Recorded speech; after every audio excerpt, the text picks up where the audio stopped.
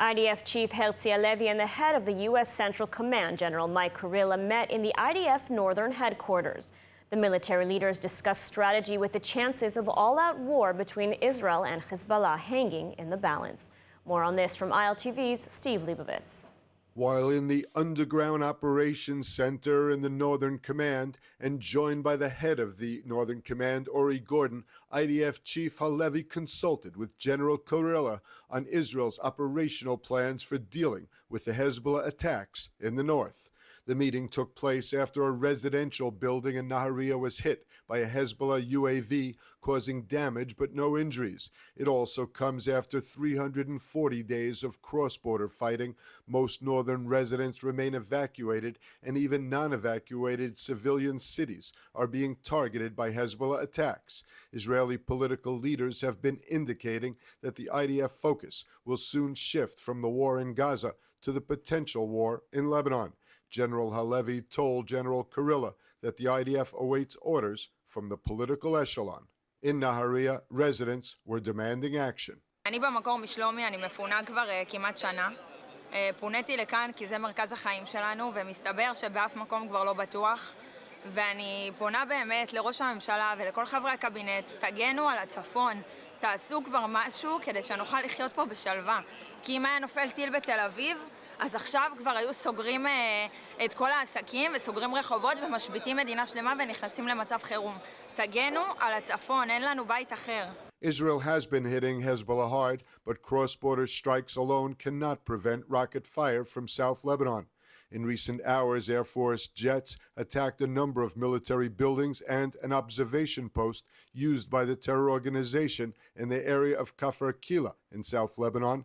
The Mountain Brigade identified an observation post of the terrorists in the village of Shuba in South Lebanon. The post was then attacked by a tank. During the day, 3 aerial targets fell in the area of Shlomi. 2 IDF soldiers were lightly injured. Yet another day of war in northern Israel. And joining us now with more on the security situation on Israel's northern border is Brigadier General in the Reserves Amir Avivi, founder and CEO of the Israel Defense and Security Forum. Amir, thank you for joining us. My pleasure. So the IDF Chief of Staff Herzi Halevi and the head of U.S. Central Command met on the northern border for consultations. On top of that, we're hearing stronger rhetoric from Israel's political leaders that the IDF will soon shift its focus to Hezbollah. I mean, what is your assessment of these moves and these statements? So we have to remember that on the 7th of October, 10 months ago, Israel decided to be on the offensive in Gaza and on the defense on all other fronts.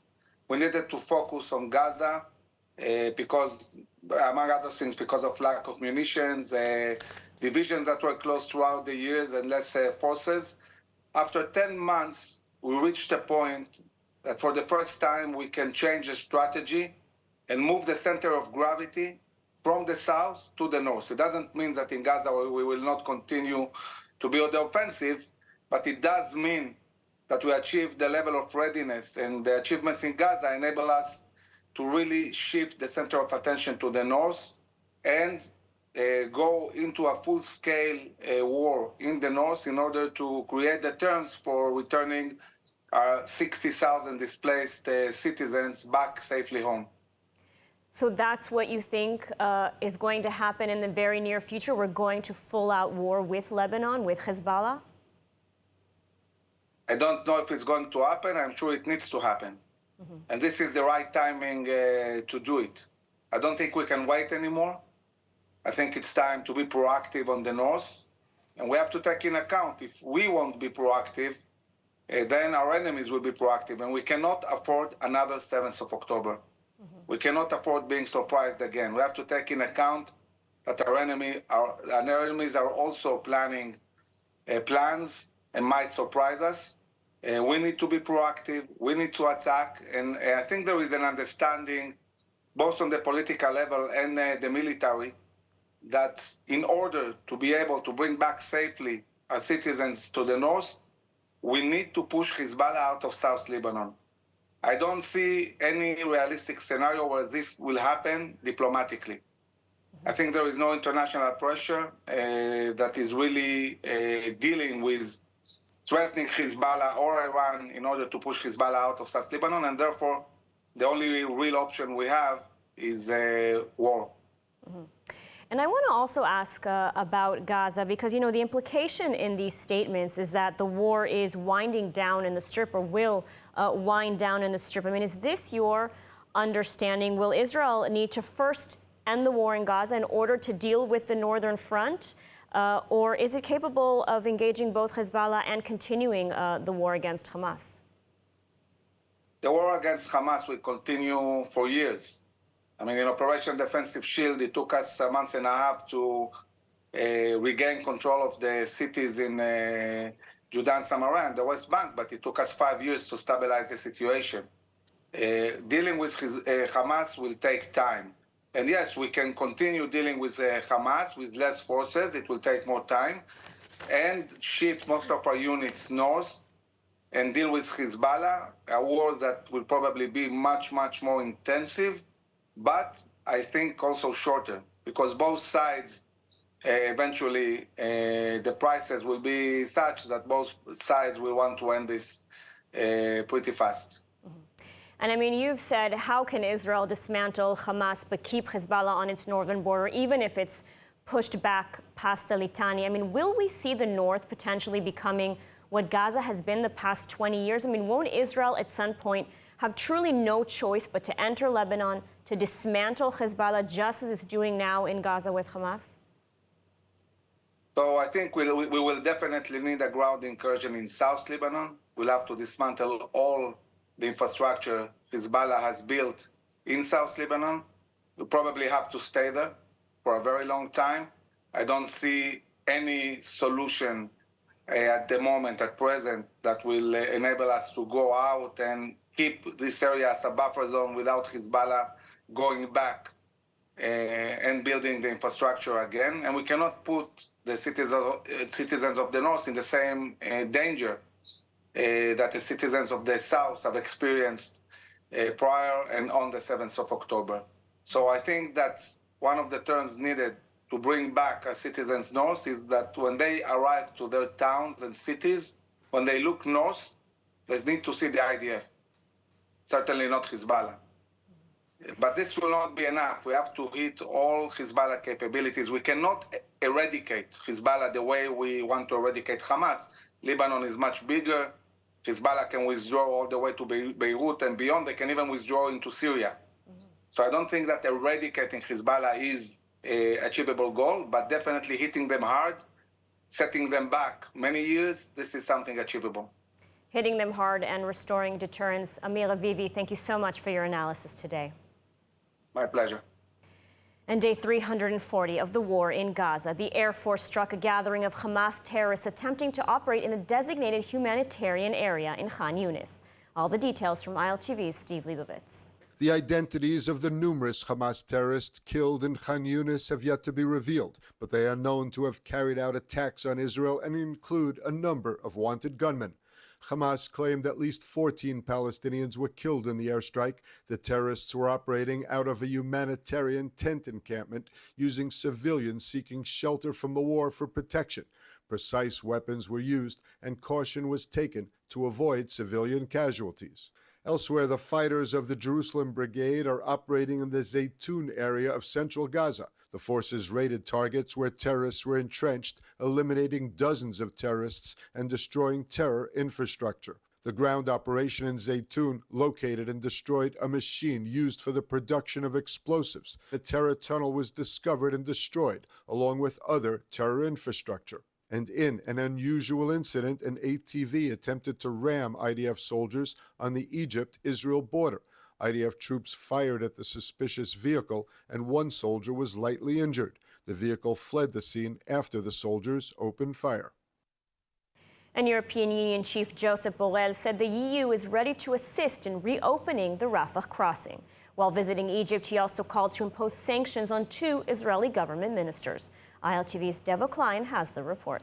European Union Foreign Policy Chief Josep Borrell said on Monday that the European Union is ready to leverage its logistics to assist in the reopening of the Rafah border crossing in the south of Gaza. The European Union is ready to present their capacities, to offer their logistic capacities in order to reopen this border and the humanitarian support to come into, and the people going in and out, in particular the people in need.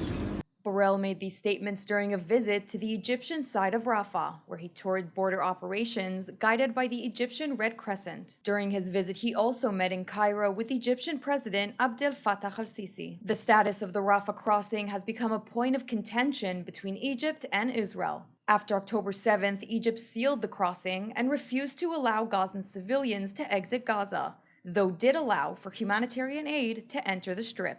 Israel took control of the Rafah border crossing in May as part of its operations in southern Gaza. Since then, it has found dozens of terror tunnels used by Hamas for smuggling in weapons from the Egyptian side of the border underneath the Rafah crossing and all along the strategic Philadelphia corridor. And with hostage deal for ceasefire talks ongoing, with seemingly little progress being made, optimism that a deal will be reached is diminishing. ILTV's Ariella Lechiani is at Hostage Square in Tel Aviv now with more details. Ariella, thanks for joining us. What is the status of the hostages talks? They seem to once again have stalled. Yes, thank you, Nidal. So hostage talks have yet again been stalled, unfortunately, but also very unsurprisingly, as we have seen time and time again since the beginning of the war.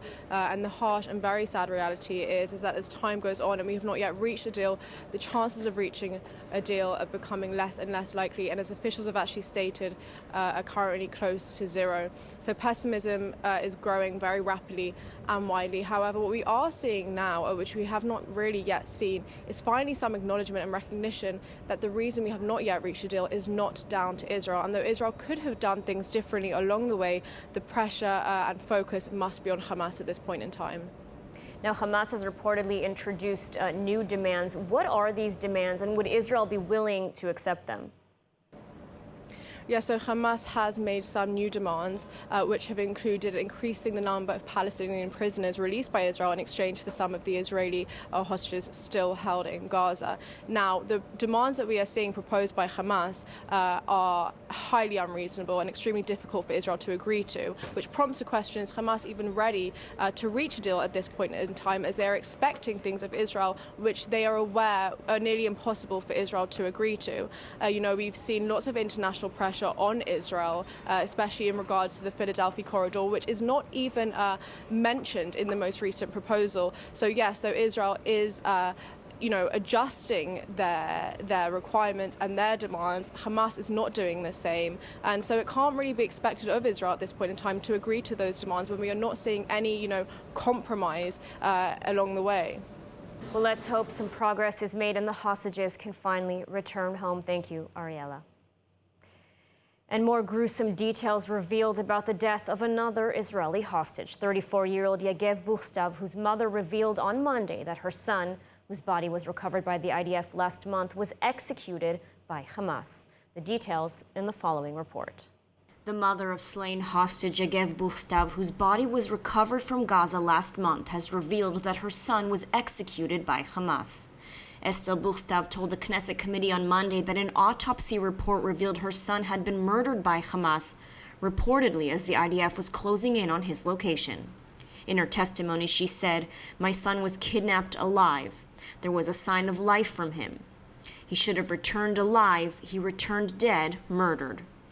She said the autopsy report detailed an execution-style murder just like the 6 hostages, including Israeli-American Hirsch Goldberg Poland, whose bodies were uncovered earlier this month from a tunnel in Rafah. Yagev Buchstav was abducted along with his wife Limon from Kibbutz Nirim on October 7th. Limon was released from captivity as part of the first hostages deal in November and famously defied the terrorists, refusing to smile and wave as instructed, opting instead to give them a piercing stare.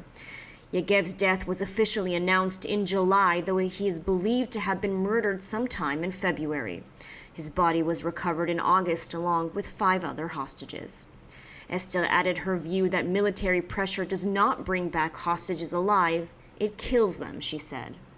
Earlier this month, Hamas's spokesman announced the terror group had amended its policies, instructing its men to murder any hostages should the IDF close in on their location. For Israelis living in the north, life remains on hold. Over the past year, relentless rocket attacks have ravaged communities, leaving homes in border communities like Metula severely damaged or destroyed. And despite the lack of widespread media attention, Jewish National Fund USA has been on the ground since day one, not just helping to rebuild, but also developing an ambitious plan to reimagine the entire region's future. Joining me now in the studio is Chicago-based philanthropist and Jewish National Fund USA National Board member Deb Zaluda, who has been working closely with northern communities to assess their immediate needs and envision a path forward. Deb, thank you so much for joining us. Thanks for having me. So I want to sort of take a step back before the events of October 7th. You know, Jewish National Fund USA was already deeply involved in developing Israel's north. Can you share with us maybe some of the key initiatives that were underway? So in continuing today, but before October 7th, we were doing a lot of work in all over the north, in the Western Galilee and the Upper Eastern Galilee. In the Upper Eastern Galilee, we were building the Galilee Culinary Institute, designed to be a world-class culinary institute, bringing people from all over the world to learn all elements of the culinary arts. We were building a medical center in Kiryat Shmona because there was a lack of services in that area. We were working in the startup arena and working with Margalit Startup City in bringing young, fresh startups, mostly in agritourism, agri-tech, food tech, to the center there. In the Western Galilee, we were working with Western Galilee Now, which is a small NGO which has grown substantially since they started working with us in JNF. And they work with entrepreneurs, mostly in the area of tourism in the Western Galilee. And we also work with the Louder Employment Center, which operates both in the north and in the south, but in the north, seeking to develop employment opportunities, because one of the biggest barriers to entry is lack of employment. And the goal for JNF is to ultimately grow the population of the north significantly. And through all of those initiatives, we are hoping that the population will grow. So a lot of initiatives pre-October 7th. And, you know, I understand that now the Jewish National Fund USA has recently launched a new initiative called Reimagine. So could you maybe walk us through the vision behind this plan and what it aims to achieve now for Israel's north? So some of the goals remain the same. And the goals of bringing population to the north remains the same. Doing that through economic development, that remains the same. But the problem, of course, is what's happening in the north. And since basically October 7th, October 8th, when Hezbollah started playing their games with us, 100,000 people have been displaced from their homes. And it's tragic. And we don't really know when those people will come back. I don't want to say if, I want to say when. And I just read an article yesterday in Ynet. I was fumbling through in the Hebrew. And it was focused on 9 high school age students. And it was talking about their hardships. And one young lady dropped out of school, and someone else, you know, has to go to school not where they are from. They live in Kiryat Shmona. They were evacuated from their home. And they all talked about the difficulties, and their parents aren't working, and maybe, you know, a parent is no longer in the house because of the difficulties. But they all said they want to go back. And so that's the starting point. The starting point is that there's still a large number of people that want to go back. And so at JNF, we thought to ourselves, well, how are we going to get those people back? And we started assessing what was the life like before October 7th, and how have things changed. And when we looked at what life was like before October 7th, we realized that there were a lot of communities, and they all live in silos. They work in silos, and they don't talk to each other. So one of the things that we've done successfully in the South, and now we're bringing to the North, is to say, you know what? We can't operate that way anymore. We have to bring people together. We need to understand what the needs are, not of the individual communities. Yes, we need to know what the needs of the individual communities are, but we also need to know how each of those communities can leverage one another. And it's that idea of leverage. In the plan, we talk about a hub and spoke system. I kind of look at it as just how these communities can work together and really understand what each of them needs and then leverage one another. And you know, JNF-USA is also known for connecting people to Israel. And you know, you've already brought, I think, nearly 4,000 people on volunteer missions. And I understand that you're also hosting a major event now in the U.S. in November, a global conference for Israel. Can you tell us a little bit about that? So our conference in Dallas, November 14th to 17th, of which I'm one of the national co-chairs, we are looking to bring close to 2,000 people together. And not just 2,000 people, but 2,000 committed Zionists. And in this day and age, to have that many people in the space together cannot be more important, especially what's happening in America with anti-Semitism. So bringing people together that are all focused on a love of Israel is incredibly important. Absolutely. Well, Deb, thank you so much for taking the time to speak with us today and for your important work in Israel's north. Thank you. And moving on, a new poll reveals Jewish voters overwhelmingly support Vice President Kamala Harris over former President Donald Trump. However, some analysts predict a small yet pivotal shift toward Trump and the GOP. More on this ahead of tonight's presidential debate from ILTV's editor, Maayan Hoffman. Ahead of tonight's presidential debate between former President Donald Trump and Vice President Kamala Harris, a new poll from the Jewish Democratic Council of America shows Jewish voters leaning toward Harris. The poll indicates Harris leading Trump by 72% to 25% among Jewish voters, up from President Biden's 67% to 26% margin in April. Additionally, 75% of American Jews say they feel emotionally connected to Israel. However, issues like democracy, abortion rights, and the economy rank higher in importance than Israel for most Jewish voters. A Pew Research Center survey from April showed that 69% of Jewish voters lean toward the Democratic Party, while 29% support the Republicans. However, GOP strategists and those working on Jewish outreach are optimistic that internal Democratic disagreements over Israel could sway a small but crucial number of Jewish voters toward the Republican side in key battleground states like Pennsylvania, Nevada, and Arizona. The debate will be held in Philadelphia, hosted by ABC News. National polls show a tight race between Trump and Harris, though Trump holds a slight lead in key swing states. Overall, national and battleground polls suggest the race is too close to call, with both candidates separated by only a few percentage points. Polls in 2016 and 2020 underestimated Trump's support, including by the Jewish community. Polls show Israelis overwhelmingly prefer Trump over Harris. A recent survey shows Trump leading Harris 64% to 28% among Israelis, with 93% of young Israelis backing Trump. The ongoing Israel-Gaza conflict is expected to play a role in both the debate and the upcoming election. Analysts suggest that for the first time, the Jewish American vote could potentially sway the final results. Sagot Winery, where passion meets tradition. Nestled in the heart of Binyamin, our vineyards yield exquisite wines crafted with generations of expertise. And now let's take a look at the weather forecast. Mostly cloudy skies are expected tonight around the country, with temperatures reaching lows of around 22 degrees Celsius or 73 degrees Fahrenheit. Then tomorrow, hot and humid weather is expected alongside partly cloudy skies and temperatures at highs of 34 degrees Celsius or 94 degrees Fahrenheit. And that's a wrap for today's news. For the latest updates from Israel on all your devices, be sure to follow our ILTV channel, subscribe to our newsletter, and explore our website, iltv.tv. Stay informed with the latest news straight from the heart of Israel. I'm Ladar Gavelazi. Be well, and thank you so much for watching.